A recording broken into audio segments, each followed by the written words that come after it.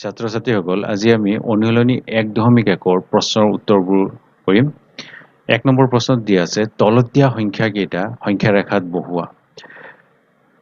1 number দিছে 9.5, 2 number দিছে -2.13, number 3 দিছে -5/7, 4 নম্বৰ দিছে -1/3 আৰু 5 নম্বৰ দিছে 3/2। এতিয়া আমি সংখ্যা ৰেখাত এই সংখ্যা কেইটা বহোৱাব হলে প্ৰথমত আমি সংখ্যা ৰেখা আঁকি ল'ব লাগিব। সংখ্যা ৰেখা আঁকিব হলে প্ৰথমত আমি এডাল ৰেখা আঁকিম।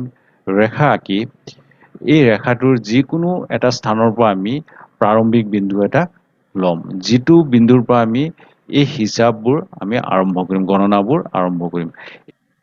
প্ৰাৰম্ভিক বিন্দুটো এই স্থানত লওঁ, তেনেহ'লে এই স্থানটোৰ পৰা আমি গণনা আৰম্ভ কৰিম, গতিকে ইয়াত 0 বুলি লিখিলো। এতিয়া এই সংখ্যা ৰেখাডালক কিছুমান সমান সমান ভাগত আমি ভাগ কৰিব লাগিব। সমান সমান ভাগত তোমালোকে ইয়াত নিচে দেখিবলৈ পাইছে, সমান সমান কিছুমান ভাগত আমি ভাগ কৰিছো। প্ৰতিটো ভাগক এনেকে আমি আঁচ টানি দিম।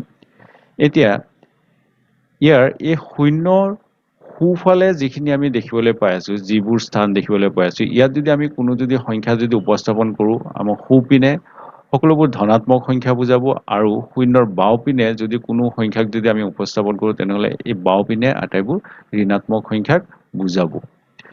এই অনুশীলনীটিত যিহেতু আমি এই সংখ্যা ৰেখাডালত আমি কিছুমান পৰিমেয় সংখ্যা উপস্থাপন কৰিম, গতিকে এই পৰিমেয় সংখ্যাবোৰ কেনেদৰে সহজে আমি ইয়াত উপস্থাপন কৰিব পাৰো তাৰ আমি এটা পদ্ধতি চাম। যে প্ৰথম প্ৰশ্নটোত আমাক দিছে 9/5, গতিকে এই 9/5ক ইয়াত কেনেকৈ উপস্থাপন কৰিম সেই বিষয়ে জনাৰ আগত আমি এটা কাম কৰোঁ।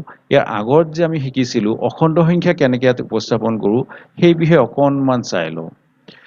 অখণ্ড সংখ্যা আমি উপস্থাপন কৰিব হ'লে আমি এই সংখ্যা ৰেখাটোত যিবোৰ সৰু সৰু ভাগ কৰিছিলো, ইয়াৰ সোঁফালে আমি ইতিমধ্যে কৈছো যে সোঁপিনে আমি ধনাত্মক সংখ্যাবোৰক ৰাখিম। গতিকে অকল যদি অখণ্ড সংখ্যা হয় তেনেহ'লে এইটো 1, 2, 3, 4, 5, 6, 7 এনেকৈ আমি এই লিখি যাব পাৰিম সোঁপিনে ক্ৰমানুসাৰত, বৰ্ধিত ক্ৰমত। ঠিক তেনেদৰে বাওঁপিনে আমাৰ যিহেতু ঋণাত্মক অখণ্ড সংখ্যা থাকিব, গতিকে -1, -2, -3, -4 এনেকৈ আমি সংখ্যাবোৰ ইয়াত লিখি যাব পাৰিম। এই বিষয়ে আমি আগত আলোচনা কৰিছিলো, সংখ্যা ৰেখাত আমি কিদৰে অখণ্ড সংখ্যাবোৰ উপস্থাপন কৰিম। এতিয়া ধৰি ললো 4ক এই সংখ্যা ৰেখাত উপস্থাপন কৰিব লাগে, তেনেহ'লে এতিয়া আমি ইয়াত যদি চাওঁ তেনেহ'লে 4টো ক'ত আছে? ইয়াত আছে, ধনাত্মক 4। গতিকে আমাৰ 4টোক যদি উপস্থাপন কৰিবলগীয়া হয় এনেদৰে আমি দেখুৱাই দিব পাৰিম। ঠিক তেনেদৰে যদি আমাক -2 যদি আমাক যদি ঋণাত্মক 2 যদি আমাক উপস্থাপন কৰিবলগীয়া হয়, তেনেহ'লে তোমালোকে দেখিবলৈ পাইছা ইয়াত আছে, গতিকে ইয়াত -2। এনেদৰে আমি অখণ্ড সংখ্যাবোৰ সংখ্যা ৰেখাত উপস্থাপন কৰিছিলো। কিন্তু ইয়াত যিহেতু আমাৰ পৰিমেয় সংখ্যা দিছে, গতিকে পৰিমেয় সংখ্যা এইকেইটাও পৰিমেয় সংখ্যা হয়, কিন্তু ই 9/5 এনেকুৱা ধৰণৰ সংখ্যাও হ'ব পাৰে। গতিকে পৰিমেয় সংখ্যাবোৰ আমি কিদৰে সহজে ইয়াত উপস্থাপন কৰিব পাৰো তাৰ এটা সহজ বুদ্ধি এটা আমি চাম। প্ৰথমতে আমি কুৱেশ্যন নম্বৰ 1টোকে চাওঁ। ইয়াত দিছে 9/5 আমাৰ উপস্থাপন কৰিব লাগে।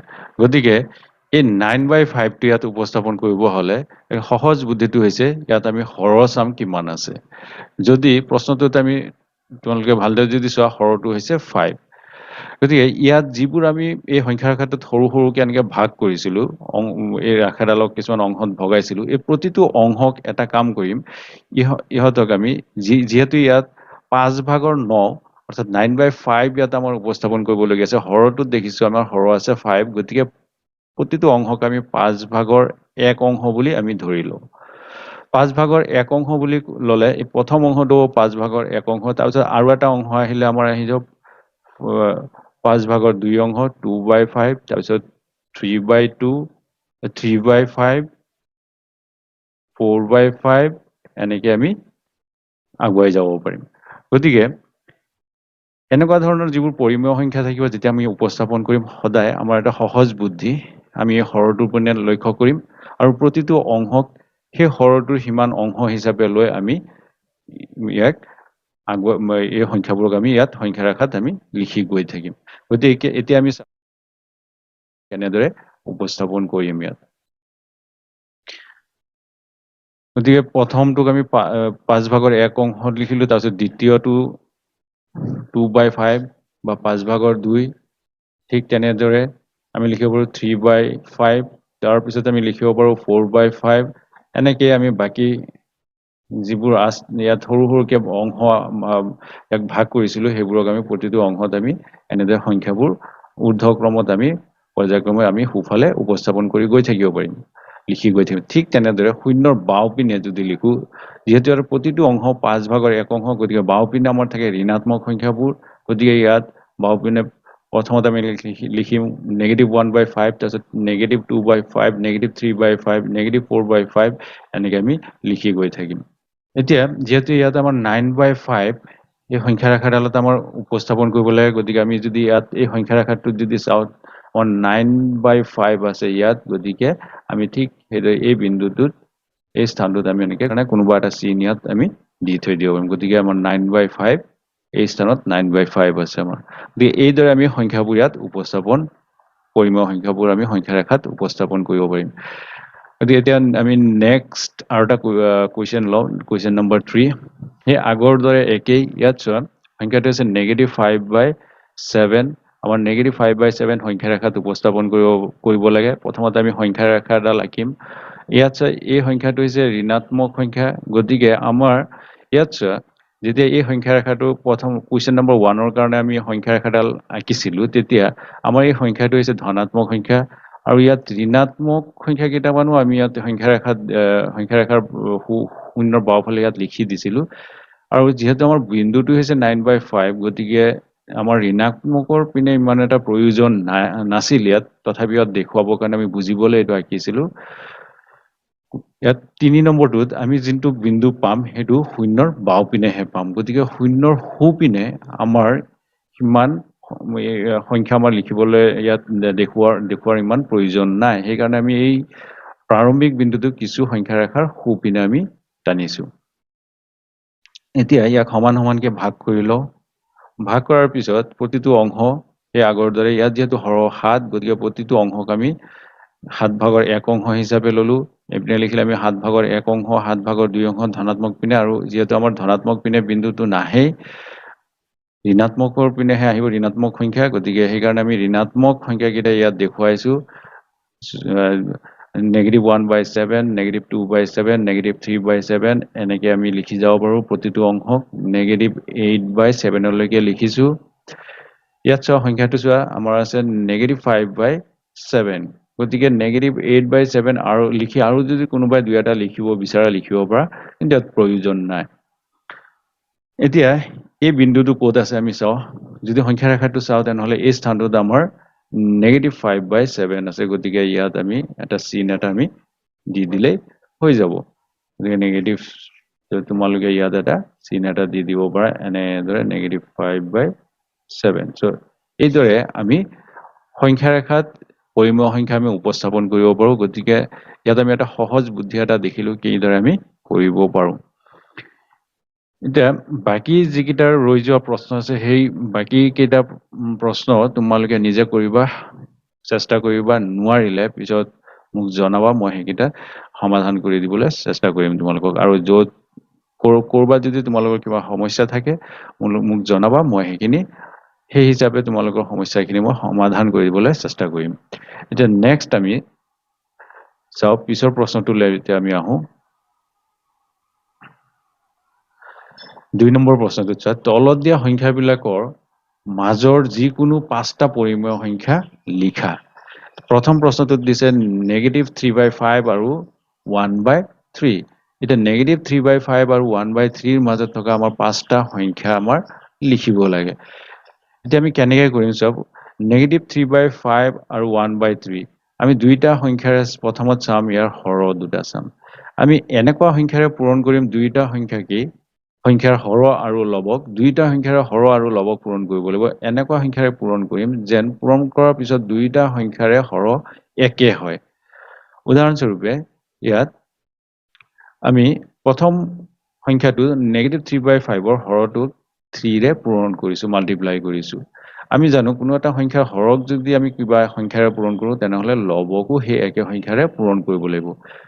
আৰু নকৰিলে আমাৰ এই ভগ্নাংশটোৰ মান সমান হৈ এই সংখ্যাটোৰ মান সমান হৈ নাথাকিব সেইকাৰণে হৰক যি সংখ্যাৰে পূৰণ কৰিম লবকো সেই সংখ্যাৰে আমি পূৰণ কৰিব লাগিব এতিয়া নেক্সট 1/3 ৰ ক্ষেত্ৰতো আমি হৰক 3 5ৰ সৈতে পূৰণ কৰিলো আৰু যেহেতু হৰক 5ৰ সৈতে পূৰণ কৰিছো গতিকে আমি সেইকাৰণে লবটোকো 5ৰ সৈতে পূৰণ কৰিছো এতিয়া চোৱা প্ৰথমটোত চোৱা 5 * 3 15 আৰু 1/3 এই সংখ্যাটোতো চোৱা 5 * 3 15 গতিকে দুয়োটাৰ ক্ষেত্ৰতে আমাৰ এতিয়া হৰ একে পাইছো এতিয়া আমি এই পূৰণ হৰ আৰু লবৰ পূৰণফলখিনি লিখি ইয়াত আমি সংখ্যাটো চাও কি পাও প্ৰথমটোৰ ক্ষেত্ৰত পাইছো -3 * 3 -9 আৰু হৰ আহিব 5 * 3 15 গতিকে -9/15 হেতু আমি দ্বিতীয়টোৰ ক্ষেত্ৰত আমি পাইছো 5/15 এতিয়া এই দুইটা সংখ্যা -3/5 অথবা 9/15 আৰু 1/3 অথবা 5/15 ৰ মাজত থকা আমি সংখ্যাকেইটা এতিয়া লিখি দিলে হ'ল গতিকে ইহঁতৰ মাজত থকা সংখ্যাবোৰ আমি এতিয়া লিখিব পাৰো -8/15 -1/15 বা কোনোবাই লিখিব পাৰে -7/15 মই ইহঁতৰ মাজত থকা পাঁচটা সংখ্যা ইয়াত মই লিখি দেখুৱাইছো গতিকে ইহঁতৰ মাজত এই দুইটাৰ মাজত থকা যিকোনো পাঁচটা সংখ্যা লিখি দেখুৱালে হ'ল কাৰোবাৰ যদি অসুবিধা লাগে এই মাজৰ পাঁচটা সংখ্যা লিখি উলিয়াবলৈ তেনেহলে তোমালোকে এটা কাম কৰিবা ইয়াক সংখ্যা ৰেখাত প্ৰকাশ কৰি ল'বা এয়া হৈছে আমাৰ শূন্য মধ্যবিন্দুটো গতিকে ইয়াক সেই আগৰ দৰে কিছুমান সমান সমান ভাগত এনেকে ভগাই ল'বা সমান সমান ভাগত ইহঁতক ভগাই ল'লে তাৰপিছত এই সংখ্যা দুটাক আমি সংখ্যা ৰেখাত উপস্থাপন কৰি দিম সংখ্যা ৰেখাত উপস্থাপন কৰাৰ পিছত আমাৰ মাজত যিখিনি সংখ্যা ৰৈ যাব দুইটা সংখ্যাৰ মাজত যিকেইটা সংখ্যা ৰৈ যাব তাৰ পৰা যিকোনো পাঁচটা সংখ্যা উলিয়াই লিখিলে হ'ল আৰু যদি তোমালোকে এই দুইটাক যদি সংখ্যা ৰেখাত উপস্থাপন কৰা তেনেহলে এই মই লিখা সংখ্যাকেইটা ইহঁতৰ মাজত বিচাৰি পাবা ইয়াৰ উপৰিও আৰু কিছু সংখ্যা আছে তোমালোকে সেইবোৰ লিখিব পাৰা এতিয়া 1 নম্বৰ প্ৰশ্ন আমি সমাধানটো কৰিলো যে ইয়াৰ পৰা আৰু এটা আমি কৰিবলৈ চেষ্টা কৰো 3 নম্বৰ প্ৰশ্নটো লওঁ -5 আৰু -4 ৰ মাজত থকা পাঁচটা পৰিমেয় সংখ্যা লিখা ঠিক সেইদৰে ইয়াত যিহেতু চাইছো -5 আৰু -4 ইহঁত দুইটাৰে হৰ কি 1 ইয়াত দুইটাৰে হৰ হ'ব 1 সেইকাৰণে -5/1 আৰু -4/1 লিখিছো সেই আগৰ দৰে একে আমি যদিও ইয়াত হৰ দুইটাৰে একে কিন্তু -5 আৰু -4 ৰ মাজৰ আৰু আমি সংখ্যা লিখিবলৈ আমাৰ অকণ অসুবিধা হ'ব সেইবাবে এতিয়া ইয়াৰ যিটো হৰৰ মান আছে কিছু আমি বঢ়াই ল'ম আৰু এনেকে বঢ়াম যাতে দুইটাতে হৰৰ মান একে থাকে প্ৰথমটোক আমি সেইকাৰণে 1 * 10 কৰিছো আমি জানো হৰক যি সংখ্যাৰে পূৰণ কৰিম লবকো সেই একে সংখ্যাৰে পূৰণ কৰিম তেনেৰে পূৰণ কৰিছো ঠিক তেনেদৰে -4 ৰ ক্ষেত্ৰতো 1 * 10 হৰক কৰিছো আৰু -4 * 10 কৰিলো আৰু এতিয়া যদি আমি সমাধান কৰো তেনেহলে দেখিবলৈ পাম যে -5 ৰ কাৰণে পাইছো -50/10 আৰু -4 ৰ কাৰণে আমি পাইছো -40/10 এতিয়া ইহঁতৰ মাজত থকা আমি সংখ্যাকেইটা লিখি দিলে হ'ল আকৌ কাৰোবাৰ সেই আগৰ দৰে মই আকৌ ক'বলৈ গৈ আছো যদি কাৰোবাৰ যদি লিখিবলৈ অসুবিধা হয় তেনেহলে এই সংখ্যাকেইটা তোমালোকে সংখ্যা ৰেখাত উপস্থাপন কৰি ল'বা এই দুটা সংখ্যা ৰেখাত উপস্থাপন কৰাৰ পিছত ইহঁতৰ মাজৰ যিখিনি সংখ্যা আমি পাম সেইকেইটা আমি লিখি দিলে হ'ল এতিয়া আমি ইহঁতৰ মাজৰ যিকেইটা সংখ্যা আছে এইকেইটা লিখিবলৈ এতিয়া আমি চেষ্টা কৰিম গতিকে -5 আৰু -4 ৰ মাজত থকা যিকোনো পাঁচটা পৰিমেয় সংখ্যা আমি ইয়াত লিখি দিছো -41/10 -42/10 -30/10 -44/10 -45/10 তোমালোকে আন কিছুমান সংখ্যাও ইয়াত লিখিব পাৰিবা যিকেইটা মই লিখা নাই সংখ্যা ৰেখাত বহাই তোমালোকে ভালদৰে পৰীক্ষা কৰি চাবা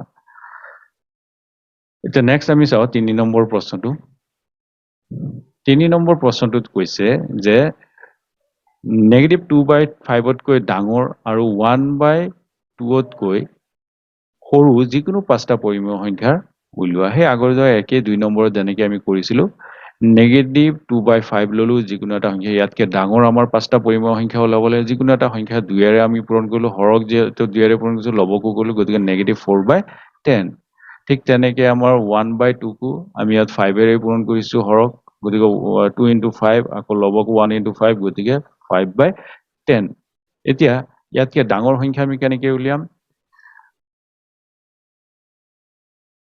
সেই আকৌ আগৰ দৰে সংখ্যা ৰেখা আঁকিবা সংখ্যা ৰেখাটো আঁকি সংখ্যা ৰেখাটা আঁকি পিনে এটা -2/5 ইয়াত -2/5 ধৰি ললো ইয়াত -2/5 হ'ব স্থানটো আৰু তেতিয়ালে -2/5 হলে তেতিয়ালে ইয়াতকে আমাক লাগে ডাঙৰ সংখ্যা আমি জানো কোনো এটা সংখ্যা ৰেখাৰ সোঁফালে সদায় ডাঙৰ সংখ্যাবোৰ থাকে গতিকে নেগেটিভ 2/5 নাইবা ইয়াত আমি এইটোক হৰ আৰু লবক 2ৰে পূৰণ কৰি এই সংখ্যাটো এটা সমান ভগ্নাংশ এটা উলিয়াইছিলো সেইটো হৈছে -4/10